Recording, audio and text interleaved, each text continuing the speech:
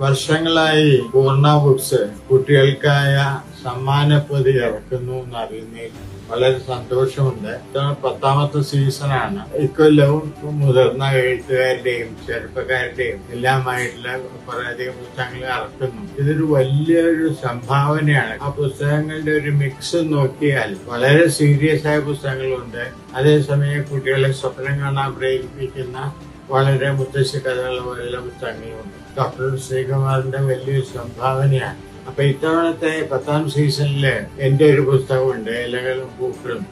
അത് വാസ്തവത്തിൽ മുതിർന്ന കുട്ടികൾക്ക് വേണ്ടിയാണ്. യങ് അഡൽട്സ് എന്ന വിഭാഗത്തിൽ വരുമ്പോൾ കുട്ടികളെ ഈ ജൈവ കൃഷിയുടെ പ്രാധാന്യം മനസ്സിലാക്കിക്കുന്ന ഒരു രചനയാണത്. അത് ഞാൻ വളരെ ആസ്വദിച്ച് എഴുതിയ ഒരു പുസ്തകമാണ്. അതുപോലെ പലരും പ്രശസ്തരായ മുതിർന്ന എഴുത്തുകാരും ഇതിനകത്ത് എഴുതുന്നുണ്ട്. പൂർണ്ണ ബുക്സിന് എന്റെ എല്ലാ അഭിനന്ദനങ്ങളും ആശംസകളും. അതേപോലെ ശ്രീകുമാറിന്റെ ഈ പ്രവർത്തനം ഇതുപോലെ ഗംഭീരമായി മുന്നോട്ട് പോകട്ടെ എന്ന് ആശംസിക്കുന്നു.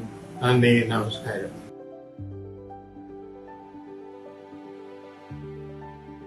വർഷങ്ങളായി പൂർണ്ണ ബുക്സ് കുട്ടികൾക്കായ സമ്മാനപ്പൊതി ഇറക്കുന്നു എന്നറിയുന്നതിൽ വളരെ സന്തോഷമുണ്ട്.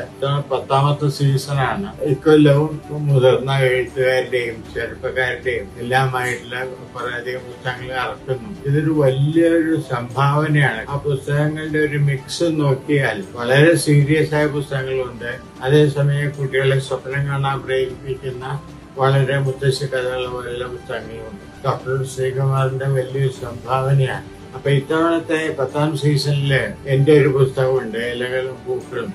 അത് വാസ്തവത്തിൽ മുതിർന്ന കുട്ടികൾക്ക് വേണ്ടിയാണ്. യങ് അഡൽട്സ് എന്ന വിഭാഗത്തിൽ വരുമ്പോൾ കുട്ടികളെ ഈ ജൈവ കൃഷിയുടെ പ്രാധാന്യം മനസ്സിലാക്കിക്കുന്ന ഒരു രചനയാണത്. അത് ഞാൻ വളരെ ആസ്വദിച്ച് എഴുതിയ ഒരു പുസ്തകമാണ്. അതുപോലെ പലരും പ്രശസ്തരായ മുതിർന്ന എഴുത്തുകാരും ഇതിനകത്ത് എഴുതുന്നുണ്ട്. പൂർണ്ണ ബുക്സിന് എന്റെ എല്ലാ അഭിനന്ദനങ്ങളും ആശംസകളും. അതേപോലെ ശ്രീകുമാറിന്റെ ഈ പ്രവർത്തനം ഇതുപോലെ ഗംഭീരമായി മുന്നോട്ട് പോകട്ടെ എന്ന് ആശംസിക്കുന്നു.